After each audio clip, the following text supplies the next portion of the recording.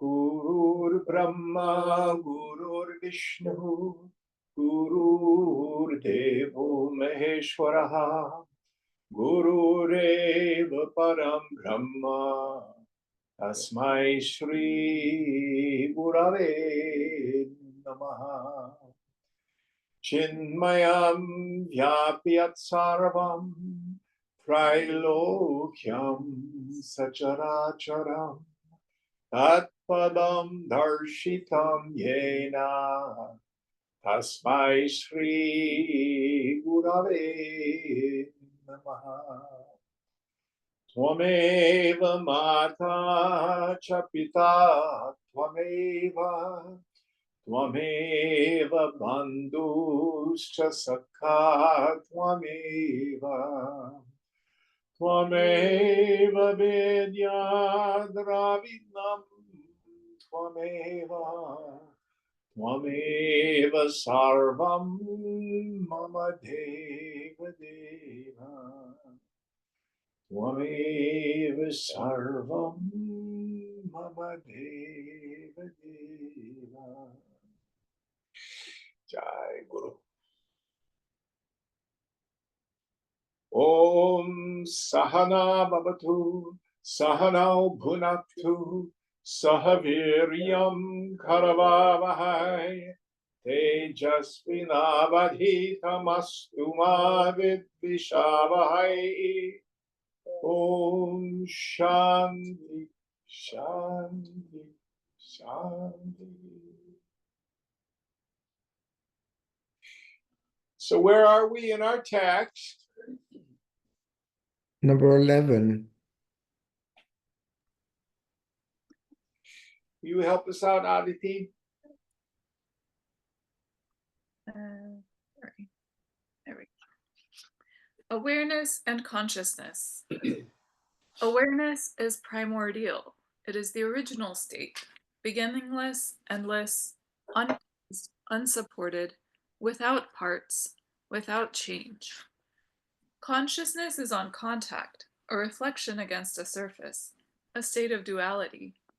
There can be no consciousness without awareness, but there can be awareness without consciousness, as in... Okay, let's stop here and go over definitions of terms. The translator has translated the word chit as awareness.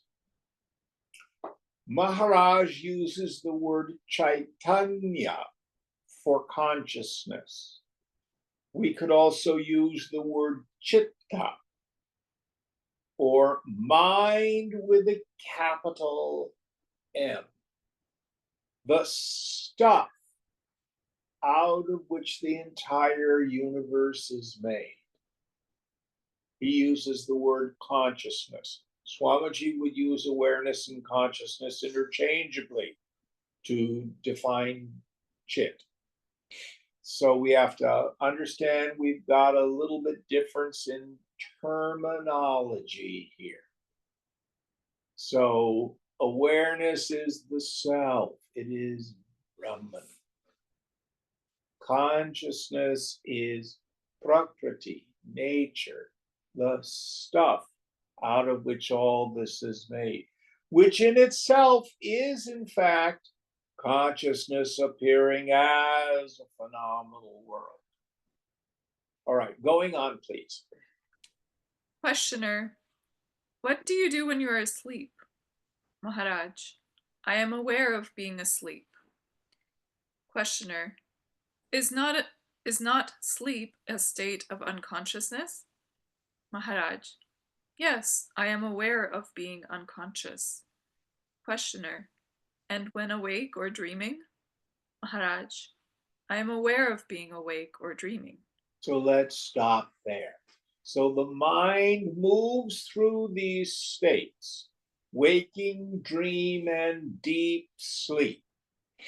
Now, if you're in an altered state, some trance, or you take LSD or eat mushrooms, we can put that into the category of some dream.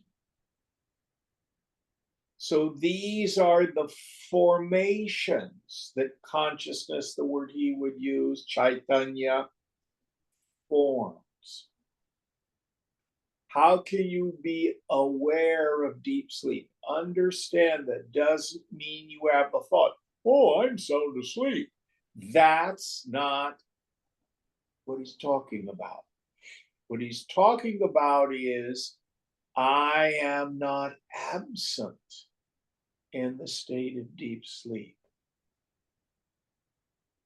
Because in the morning I can wake up and say, oh, I slept so soundly, I don't remember a thing.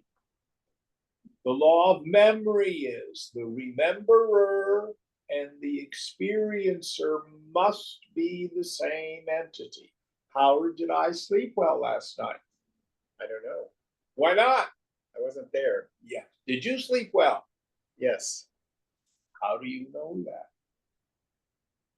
because I can't remember anything. Exactly. Now, I woke up in the middle of the night to go pee. If I were unconscious, how would I know that?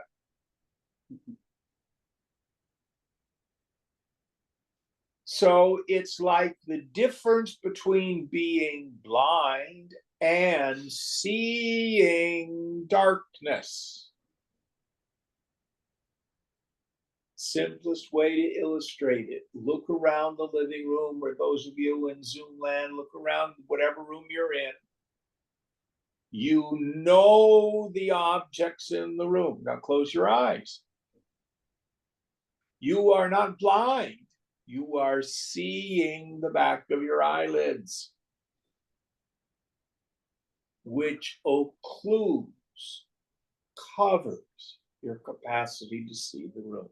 That's what deep sleep is. Many people think, oh, the jnani's awake all night. No. Frequently, men and women of knowledge sleep much less than the rest of us because they process things in the waking state much more easily and thoroughly. So the mind takes these three states: the waker, Vaishwanara, as it says in Mandukya, the dreamer, Taijasa, and the sleeper, Prajna. But awareness is the witness of the three states. Now listen carefully. In samadhi, the mind, the Chaitanya, is not at all moving. And it becomes like a clear transparency.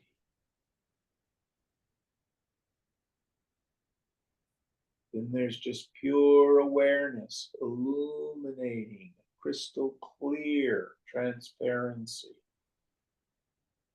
And when the mind returns, it's conditioned by that experience. Oh, there's nobody there. And when the mind returns from samadhi, we see this Chaitanya wave out of Chit, which then creates the whole phenomenal world for you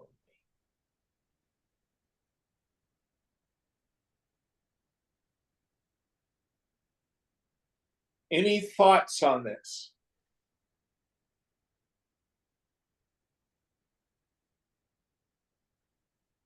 Now, if this whole thing about am I conscious or unconscious in deep sleep, don't worry about it. Nobody ever got enlightened in deep sleep.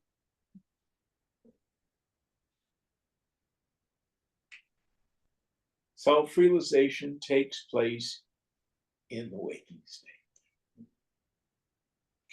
All right, going on, please. Questioner, I do not follow you. What exactly do you mean? Let me make my terms clear. By being asleep, I mean unconscious. By being awake, I mean conscious. By dreaming, I mean conscious of one's mind, but not of the surroundings. Maharaj, it is almost the same for me. Yet there seems to be a difference. In each state, you forget the other two, while to me there is but one state of being, including and transcending the three mental states of waking, dreaming, and sleeping. Now, that doesn't mean you can think in deep sleep. Going on. Questioner, do you see a direction and a purpose in the world?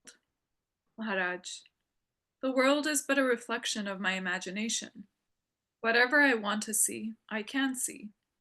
But why should I invent patterns of creation, evolution, and destruction? I do not need them. The world is in me. The world is myself. I am not afraid of it and have no desire to lock it up in a mental picture. Yeah. Question. So Krishna says in the beginning, I think it's in the 4th chapter, all this is strung on me like gems on thread, mani sutre, like a pearl necklace. But then in the 9th chapter, he seems to contradict himself. He says, well, actually, I am not in them. They are in me. Easy way to understand this is, again, to go to the dream state. Do you incarnate into a dream? Well, it feels like it.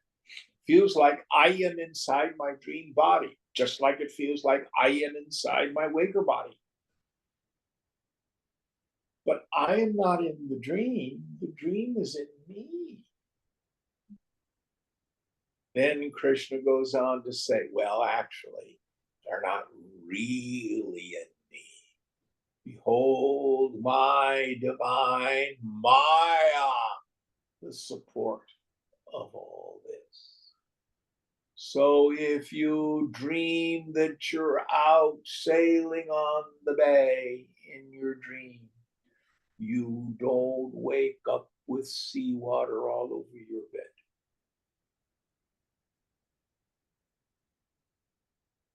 It didn't really happen.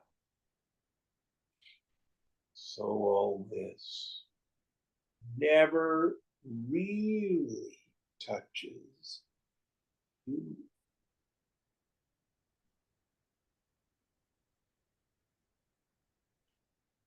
Seen, but not real. Brahma Satya, Jagan Mitya.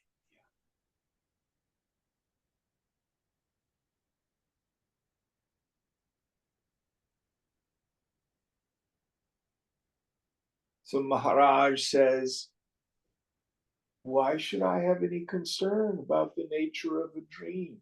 If you look up in the sky and it looks like a dragon, the clouds, and then the wind blows it and it now looks like a castle, do you have any concern for it? Because it's just an appearance.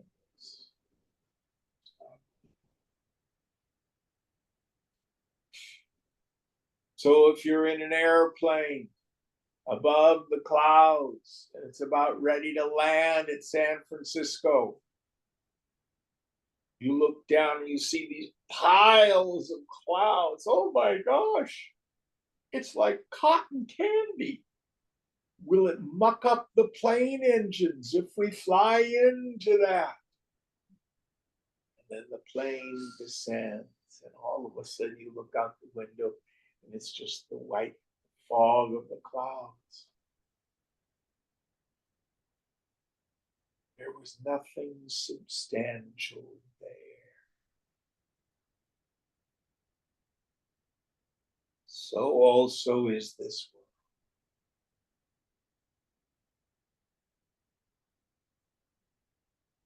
Now, it appears real because of my deeply rooted, habituated conviction, thought about its reality. We loosen the grip of the reality of the world by meditating on its fundamental dreamlike nature, its fundamental insubstantiality. You can start with impermanence. It's a very good place to start. Everything in this world is temporary, it's impermanent. The deeper understanding is it's not even substantial.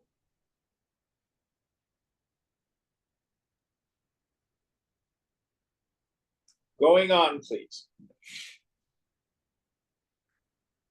Questioner, coming back to sleep, do you dream? Maharaj, of course. Questioner, what are your dreams? Maharaj, echoes of the waking state. Questioner, and your deep sleep? Maharaj, the brain consciousness is suspended. Questioner, are you then unconscious? Maharaj, unconscious of my surroundings, yes.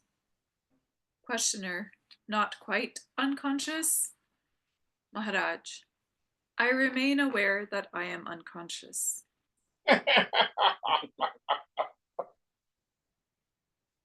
Questioner, you use the words aware and conscious. Are they not the same? Maharaj, awareness is primordial.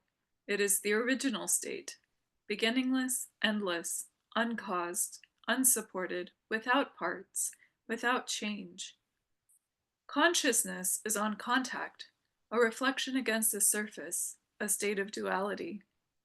There can be no consciousness without awareness, but there can be awareness without consciousness, as in deep sleep.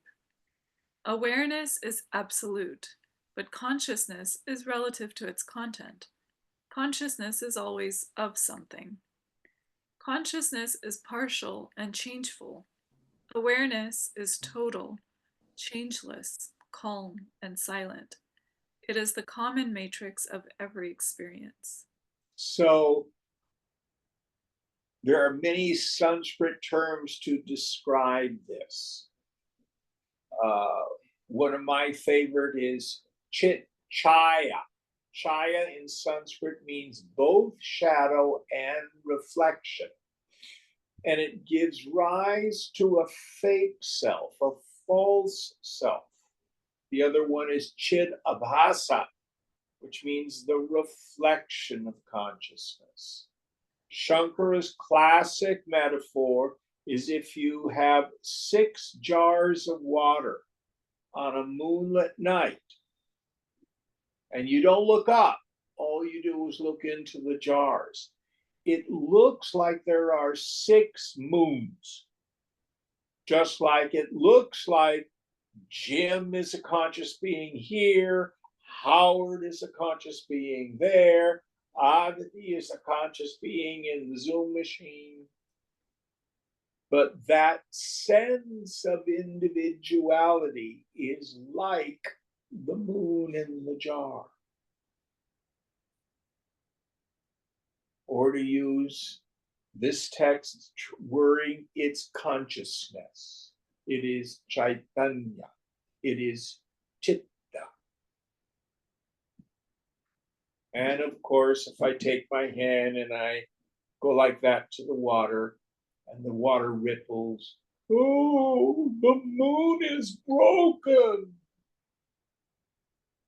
That's just like you and me thinking, I am sad, I am happy, I am successful. I am shameful.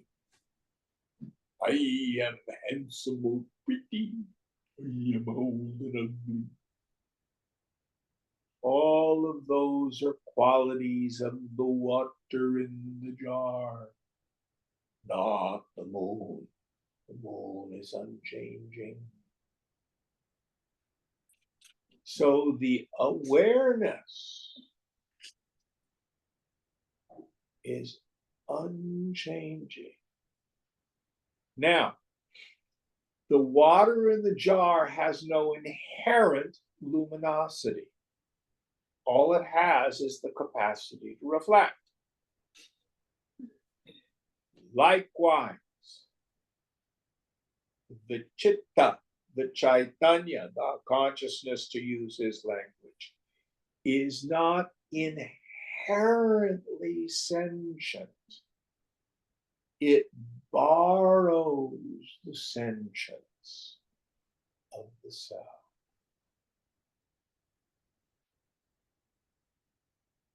I like to use the example, I have a little hand mirror at my teaching aid.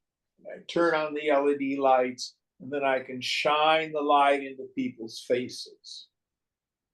Is there a light in the mirror or not? Well, kind of yes and kind of no. But if I take the mirror away from the light and I just hold it like this, there's no light in the mirror, there's my face. And if I turn the mirror face down on the arm of the chair, that's like deep sleep. What's it reflecting? Nothing. Or the black leather of the chair.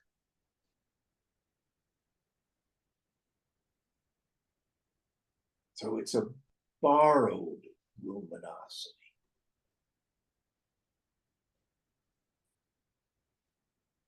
Going on. Questioner. How does one go beyond consciousness into awareness? Maharaj.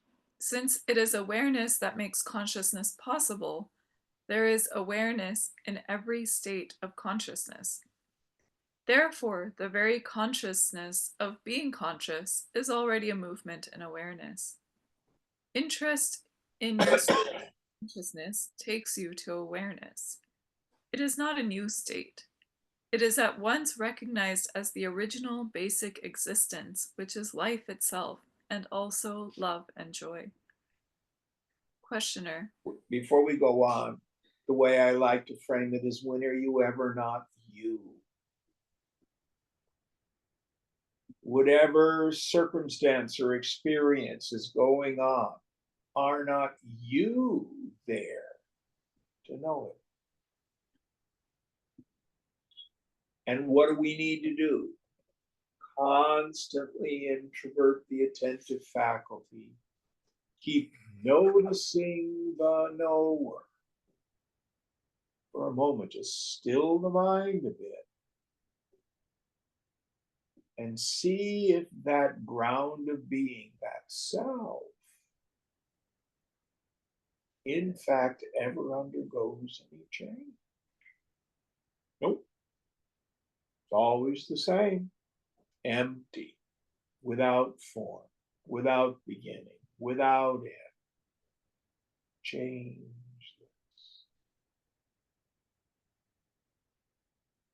Fundamentally different than that chit chaya, that shadow self, that chidabhasa, that reflected self, that jiva bhavana, that feeling that I'm a person. Going on. Questioner. Since reality is with us all the time, what does self-realization consist of? Maharaj. Realization is but the opposite of ignorance. Take the world as real and oneself as unreal is ignorance, the cause of sorrow. To know the self as the only reality and all else as temporal and transient is freedom, peace, and joy. So let's stop there. Both bondage and liberation occur to the mind. Technically, the Vijnana Maya Kosha, the subtle intellect. The self is ever free. So this is a secret. We're dealing with two kinds of knowledge here. The first knowledge is the perfect knowledge, which cannot be achieved or attained or acquired. And that is the self-evidence of yourself. How do you know you are you? Knowledge of the world is known through the triple factor, triple T. The individual knower, knowing, and known. I, Jim, through seeing, cognize the bowl on the table. But you do not see, hear, taste, touch, or smell yourself. Yourself is not an emotion. Yourself is not a thought. You never see yourself as an object. Yet you are not unknown. How do you know you are you? I don't know. I just am. Self is Swayam Jyoti, self-effulgent, self-luminous. Swayambhu, self-evident. Now, what is my bondage? My bondage is the deeply rooted conviction that I am bound. Meaning, I do not know that I am Brahman. And instead, I think I'm the body plus the personality. Listen carefully.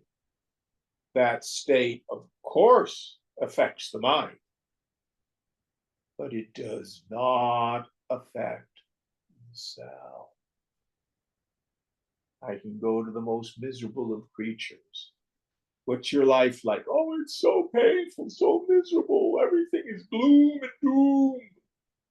Do you know this gloom and doom? Oh, do I know it? I review it every morning. Do you exist? Yes. What's your existence? Misery. Do you know the misery? Oh, do I know the misery? So in fact, they do not lack the direct experience of the self. I am, I shine, I know. But in the mind, because of ignorance, of Aranashakti, ajnana, I do not recognize it. I do not see it.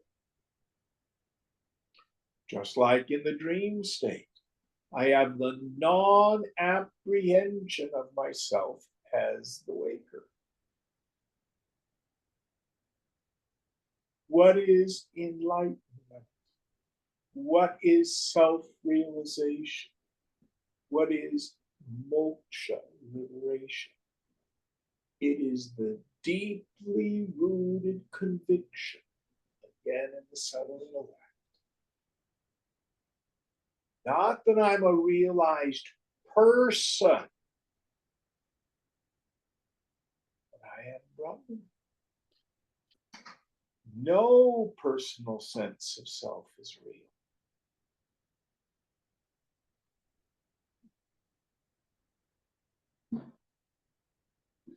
This insight, the fruit of direct experience, the fruit of samadhi,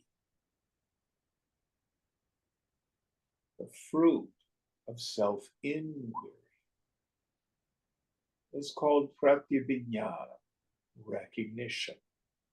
It's the aha. Oh, I'm not a person, I'm not a body. Aham brahmasmi, I am Brahman. Chidananda Rupaham. My nature is bliss, consciousness. Asangoham. I'm completely unattached to the phenomenon.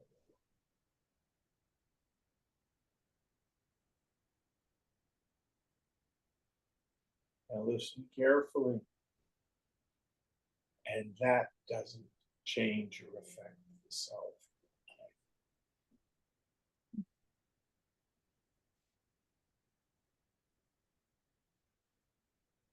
Self is kutastha, still, immovable, established like a mountain that never changes. Achala, unmoving.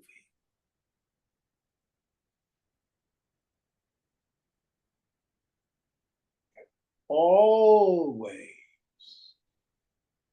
directly known by itself.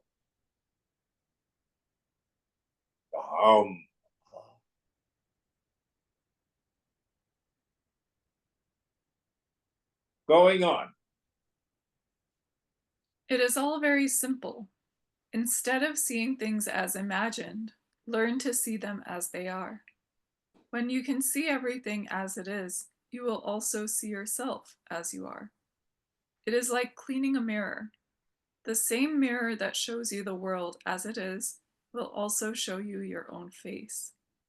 The thought, I am, is the polishing cloth. Use it.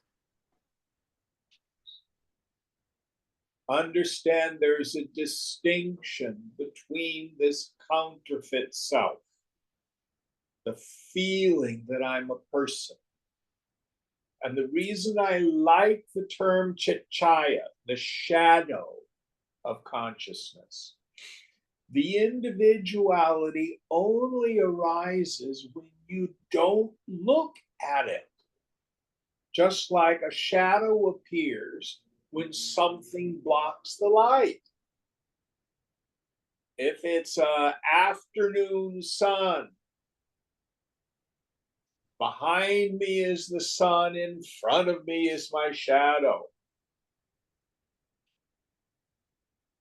Or if I turn on the lamp in the evening, there'll be a shadow of the cup. But if I shine a light on the shadow, what happens to the shadow? It disappears because it's nothing that is. Likewise, this chit chaya, this shadow self, only seems to exist when you don't look at it. It's always assumed. Oh, I am so unhappy. What I? I am so successful. What I? Introvert the attentive faculty. See if you can find a person in there. And understand if it is knowable, it's not you, meaning knowable as an object of cognition.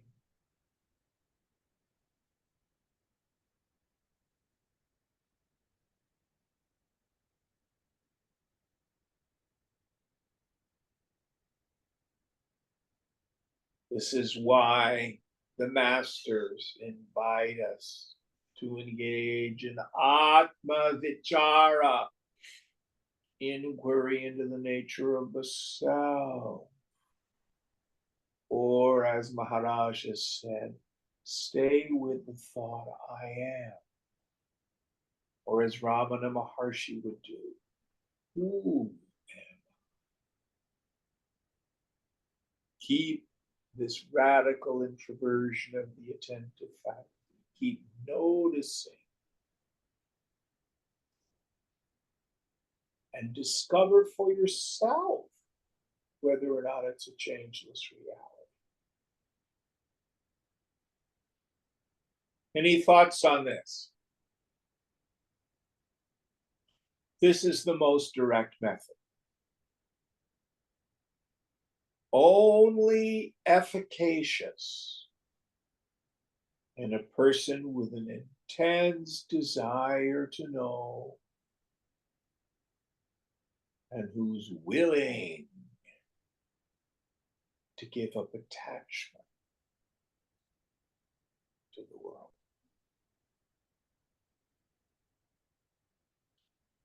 Going on. Chapter 12.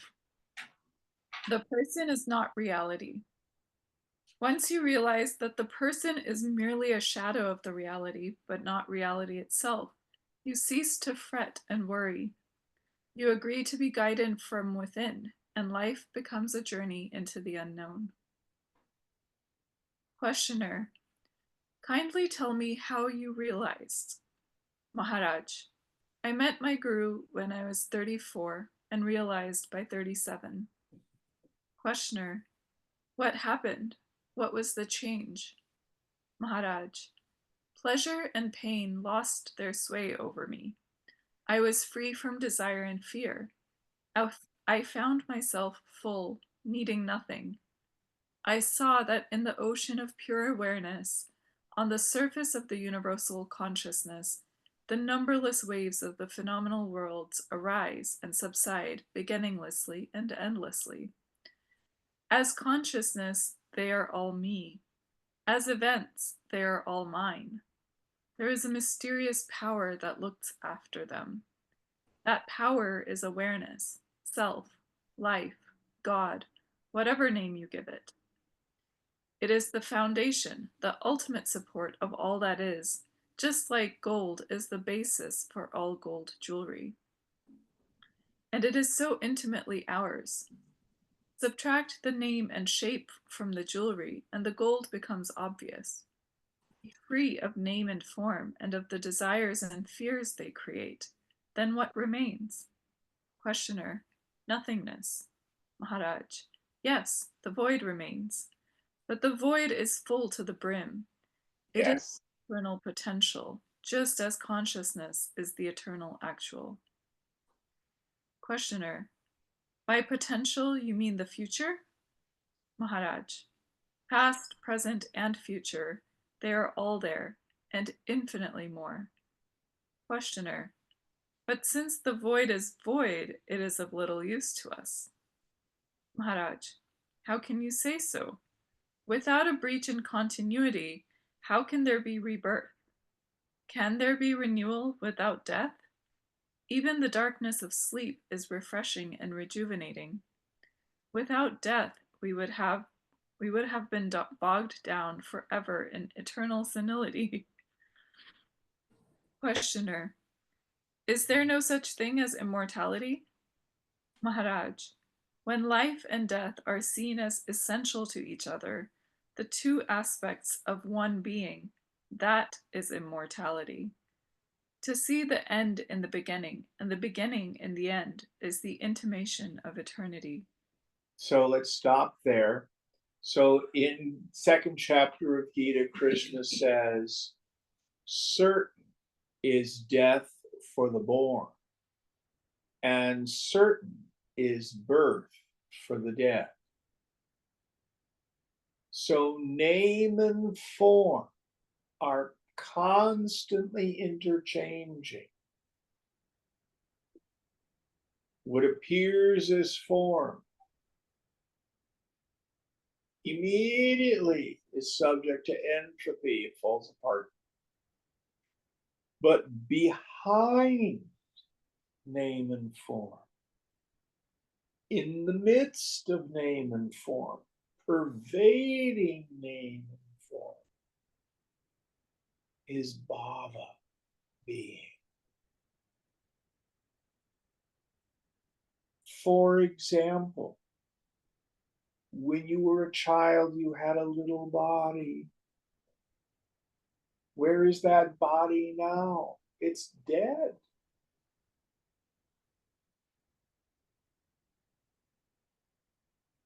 And then you became an adolescent. Where's that body? Then you became a young adult. Where is that body? For some of us, we're old. Body has changed again. But have you ever ceased to be? No.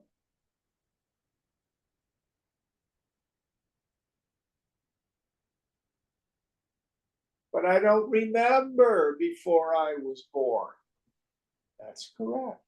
Some people do. Some people have memories of past lifetimes. But you don't remember what you were doing on the 19th of February a year ago. Memory is no test of being. Even though you don't remember what you were doing a year ago, you did not cease to be. You just don't remember circumstances.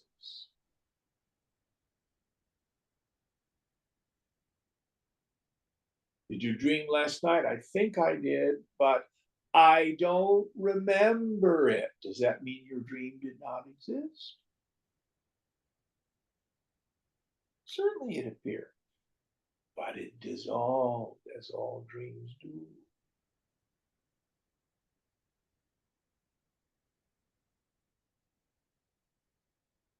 Only Baba, being you, has real existence. Sat. Don't believe me. Don't believe Maharaj. Look.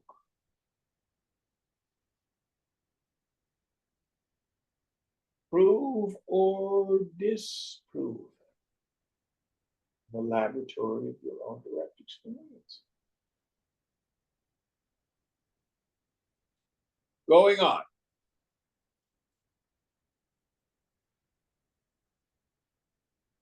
Questioner, is there no such thing as immortality?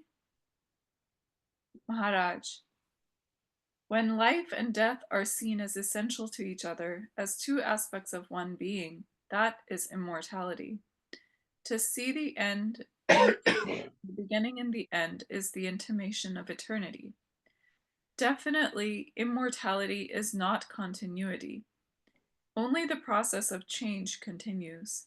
Nothing lasts. Questioner, awareness lasts? Maharaj, awareness is not of time. Time exists in consciousness only. Beyond consciousness, where are time and space? Questioner. Within the field of your consciousness, there is also your body. Maharaj. Of course. But the idea of my body as different from other bodies is not there.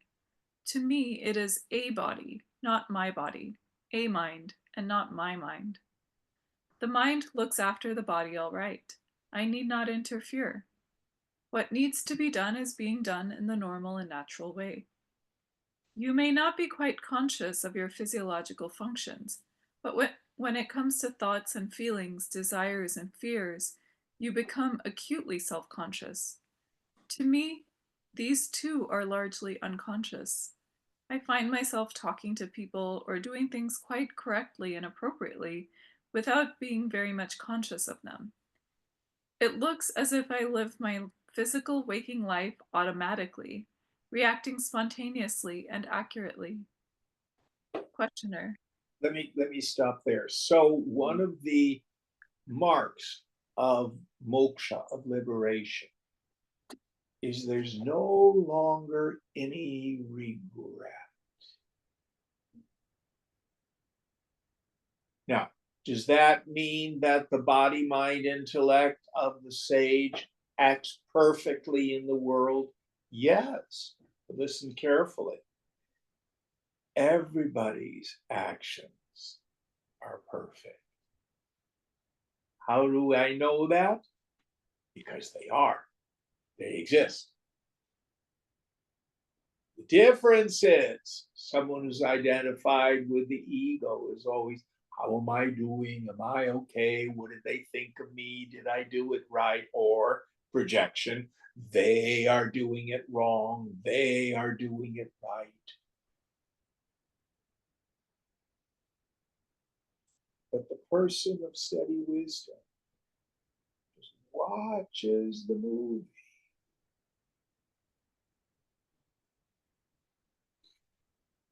No need to fuss. And then a deeper part of mind, where the individual mind is connected with the universal, has a chance to operate. We call it intuition or inspiration. I was working with a fellow, this is going back, 5, 6 years. He's a psychotherapist. And he said, Jim, why did you say that? And all I could say is, I don't know. What he wanted me to do was have paranoid self observation. And I just don't do it. It's gone.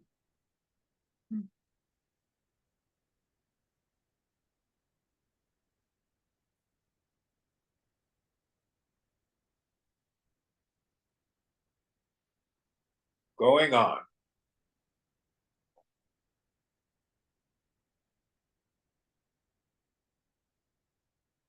Questioner. Does this spontaneous response come as a result of realization or by training? Maharaj. Both. Devotion to your goal makes you live a clean and orderly life, given to searching for truth and to helping people. And realization makes noble virtue easy and spontaneous by removing for good the obstacles in the shape of desires and fears and wrong ideas. Questioner. Don't you have desires and fears anymore? Maharaj. My destiny was to be born a simple man, a commoner. Excuse me. A humble tradesman with little formal education. My life was of the common kind, with common desires and fears. When, through my faith in my teacher and obedience to his words, I realized my true being, I left behind my human nature to look after itself until its destiny is exhausted. Occasionally, an old reaction, emotional or mental, happens in the mind, but it is at once noticed and discarded. After all, as long as one is burdened with a person, one is exposed to its idiosyncrasies and habits. Questioner. Let's stop there. So this is called prarabdha karma. So in the scriptures, we have these three kinds of karmas: sanchita, agami, and prarabdha. Sanchita, the karmas of the past which have yet to fructify, meaning no environment is presented in this lifetime for those particular desires to fructify. The sanchita karma is burnt in the fire of realization. There need be no change in circumstances. It would have been better if is gone. Agami karmas, the karmas of the future set in place in this lifetime. Oh, I love to cook. Gee, it would be better if I came back as a chef. Those of us who are studying,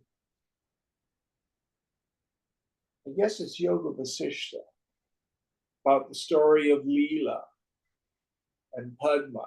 So Vasishta, poor Brahmin, looks out the window and sees a king going by in his retinue, and he has the thought, oh, it would be so cool to have a lot of money and lots of women and lots of jewels. So then he has an incarnation as a Raja. That's Agami karmas. Those are gone. So all that's left is the karma of this particular lifetime. But the mark of the person of steady wisdom is they know they're not the body. They know they're not the personality. Other people may see the jnani acting, doing this, not doing that, but it's meaningless for the jnani. He's just watching the equipment. It's like a dream. And when the prarabdha, the karma is gone, poof, the body dies.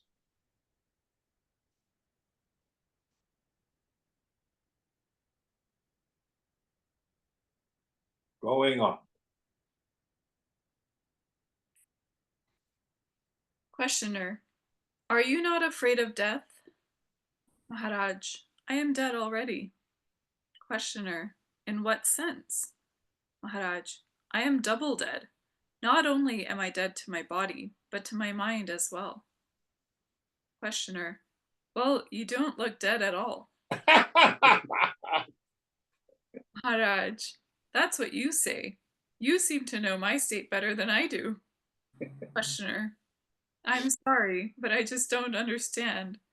You say you are bodiless and mindless, while I see you very much alive and articulate. Maharaj, a tremendously complex work is going on all the time in your brain and body. Are you conscious of it? Not at all. Yet for an outsider, all seems to be going on intelligently and purposefully. Why not admit that one's entire personal life may sink largely below the threshold of consciousness and yet proceed sanely and smoothly? So the idea here is you and I may think, I am going to go do this, I am going to do that. And it seems like there's a person there doing the doing. And the consequences are important. But in actuality, the body, mind, intellect does its thing with the same kind of process as your hair growing, or your heart beating, or your cells dividing. What are you doing, Jim? Don't bother me. I'm making my heart beat. Love, love, love, love, love, love. Nobody does that. So the person of steady wisdom has given up this futile concern for the disposition of the body.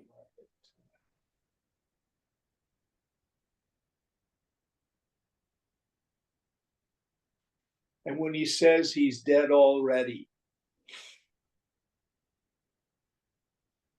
the person of steady wisdom is dead to this world. What is this world? I'll be happy when I get a new car, a new partner, a new house, a new job. I'll be happy when my political party's in power. All of that is meaningless to the jnani.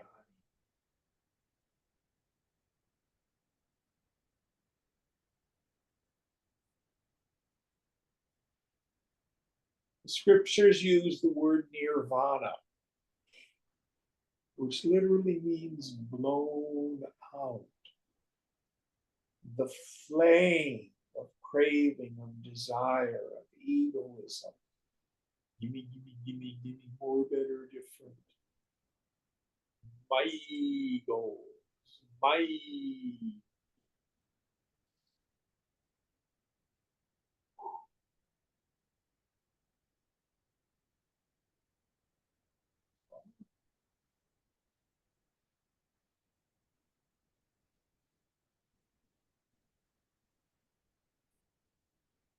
And if some little issue from the past arises, oh, look at that. You see it. It's irrelevant. Just like in the body, you may see, oh, I've got a blister.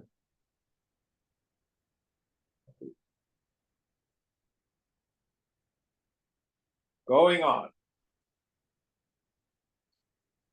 Questioner, is it normal? Maharaj, what is normal?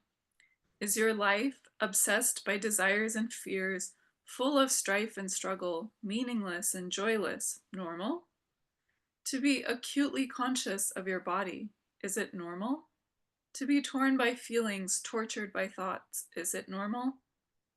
A healthy body and a healthy mind live largely unperceived by their owner. Only occasionally, through pain or suffering, they call for attention and insight.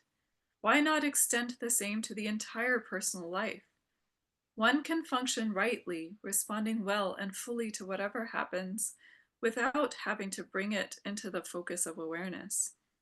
When self-control becomes second nature, awareness shifts its focus to deeper levels of existence and action. Questioner, don't you then become a robot? Maharaj, what harm is there in making automatic what is habitual and repetitive? It is automatic anyhow. But when it is also chaotic, it causes pain and suffering and calls for attention. The entire purpose of a clean and well-ordered life is to liberate man from the thrall of chaos and the burden of sorrow. Questioner, you seem to be in favor of a computerized life. Maharaj, what is wrong with a life that is free from problems? Personality is merely a reflection of the real. Why should not the reflection be true to the original as a matter of course, automatically? Need the person have any designs of its own? The life of which it is an expression will guide it. So this is what the Master Jesus meant when he said, I of myself do no thing. It is the Father within that doeth the work. This is the development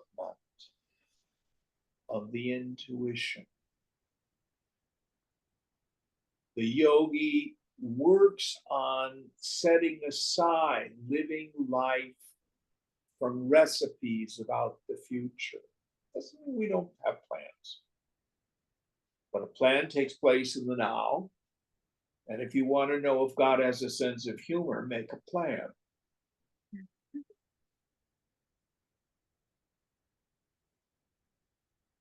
And the yogi starts to live from a deep, intuitive guidance.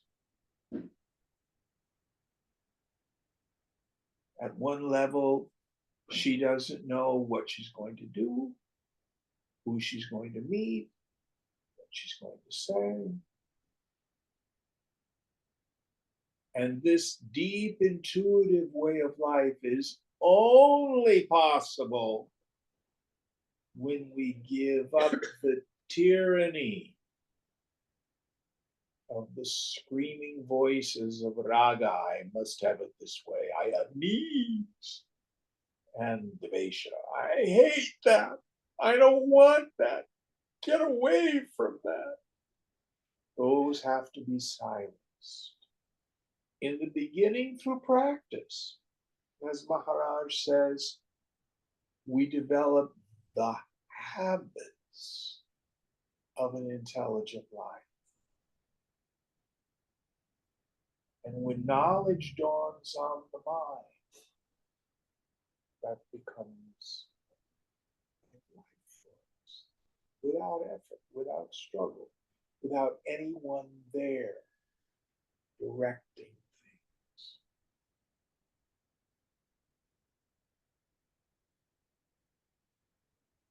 There's a wonderful worldly example.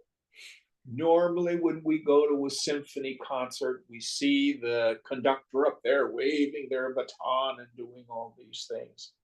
There's a marvelous video of Leonard Bernstein conducting Mozart with the Vienna Philharmonic. Now, this is what we call standard repertoire. They've been playing Mozart for hundreds of years. So he does the downbeat and they start to play, and then he just stops and he just enjoys the music. And they know how to phrase, they know the crescendos and the decrescendos. They have picked the tempo. They've done this piece thousands of times. Bernstein was useless. Such is ego. Hmm. Useless fellow.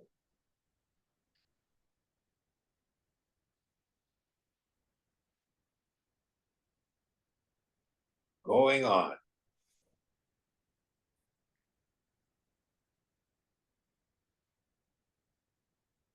Once you realize that the person is merely a shadow of the reality, but not reality itself, you cease to fret and worry. You agree to be guided from within, and life becomes a journey into the unknown. Yes.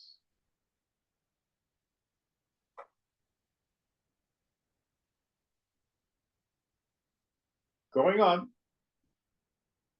Chapter 13. The Supreme, the Mind, and the Body. The Supreme gives existence to the mind. The mind gives existence to the body. Questioner. From what you have told us, it appears that you are not quite conscious of your surroundings. To us, you seem extremely alert and active. We cannot possibly believe that you are in a kind of hypnotic state which leaves no memory behind. On the contrary, your memory seems excellent. How are we to understand your statement that, as far as you are concerned, the world and all it includes does not exist? Maharaj, it is all a matter of focus. Your mind is focused on the world. Mine is focused on reality. It is like the moon in daylight. When the sun shines, the moon is hardly visible. Or watch how you take your food. As long as it is in your mouth, you are conscious of it. Once swallowed, it does not concern you any longer. It would be troublesome to have it constantly in mind until it is eliminated. The mind should normally be in abeyance. Incessant activity is a morbid state. The universe works by itself. That I know. What else do I need to know? Questioner. So a jnani knows what he is doing only when he turns his mind to it, otherwise he just acts without being concerned. Maharaj, the average man is not conscious of his body as such. He is conscious of his sensations, feelings, and thoughts. Even these, once detachment sets in, move away from the center of consciousness and happen spontaneously and effortlessly. Questioner. What then is the center of consciousness? Maharaj, that which cannot be given name and form, for it is without quality and beyond consciousness. You may say it is a point in consciousness that is beyond consciousness. Like a hole in the paper is both in the paper and yet not of paper, so is the supreme state in the very center of consciousness, and yet beyond consciousness. It is as if there is an opening in the mind through which the mind is flooded with light. The opening is not the light, it is just an opening. Questioner. An opening is just a void, absence. Maharaj. Quite so.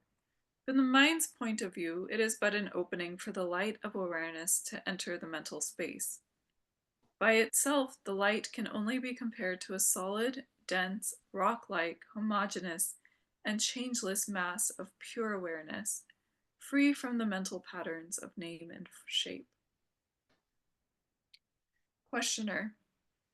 Is there any connection between the mental space and the supreme abode? Maharaj. The Supreme gives existence to the mind. The mind gives existence to the body. Questioner. Let's go into that a little bit more clearly. Just as your dream body is a mock up made by your mind, actually, the physical body is no different. I have some students and some sponsees who keep wanting to make a split. I'm not afraid. The fear is in my body. The trauma is in my body, not in my mind.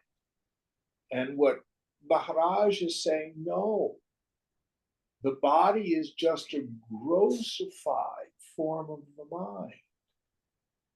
This is why people who are involved with metaphysical healing will also work not only on curing the body, maybe, but changing the fundamental attitudes of the mind.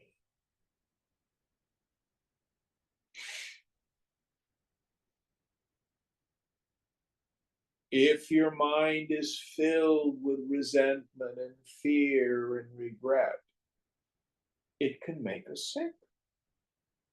You can take pills all you want, but unless we deal with the mental cause of it, it's likely to return. Likewise, if we find some peace, some real joy, frequently the body takes care of itself. Now there's a time lag.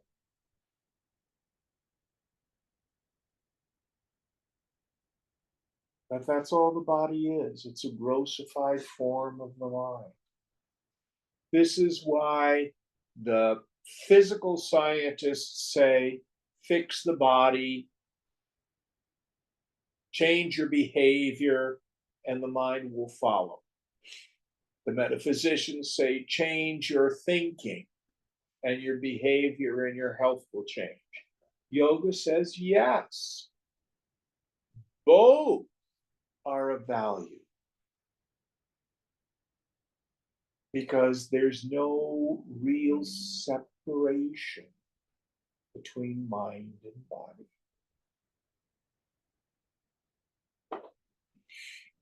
Those of you who may have done a Goenka Vipassana retreat, one of the things they invite you to do is a body scan. Notice these little twitches and pains and itches and sensations in the body. And they call them sankharas, which is the Pali version of sanskaras. The idea is it appears as a sensation in the body, but what it actually is an impression in the mind.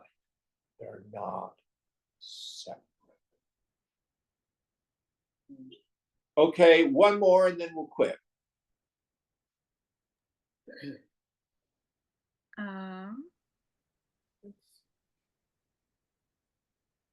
Questioner. Is there any connection between the mental space and the supreme abode? Maharaj. Oh, sorry, I also already read that. Questioner. What lies beyond? Maharaj. Take an example. A venerable yogi, a master in the art of longevity himself, over 1,000-year-old, comes to teach me his art. I fully respect and sincerely admire his achievements, yet all I can tell him is, of what use is longevity to me? I am beyond time. However long a life may be, it is but a moment and a dream. In the same way, I am beyond all attributes. They appear and disappear in my light, but cannot describe me. The universe is all names and forms, based on qualities and their differences, while I am beyond. The world is there because I am, but I am not the world. Questioner. But you are living in the world. Maharaj. That's what you say. I know there is a world which includes this body and this mind, but I do not consider them to be more mine than other minds and bodies. They are there in time and space, but I am timeless and spaceless. Questioner, but since all exists by your light, are you not the creator of the world? Maharaj, I am neither the potentiality nor the actualization nor the actuality of things. In my light, they come and go as specks of dust dancing in the sunbeam. Oh no. Is that the end of the chapter? No. How do we have much more? Should we try to finish it or should we stop here? We got a few more pages. Okay, we'll do the rest of it next week then. Om Purnamada Purnamidam Purnat Purnamudachyate Purnasya Purnamadaya Purnameva Vashishyate. Om Shanti Shanti Shanti. Hari Om Sri Guru Pyo Namaha. Hari Om.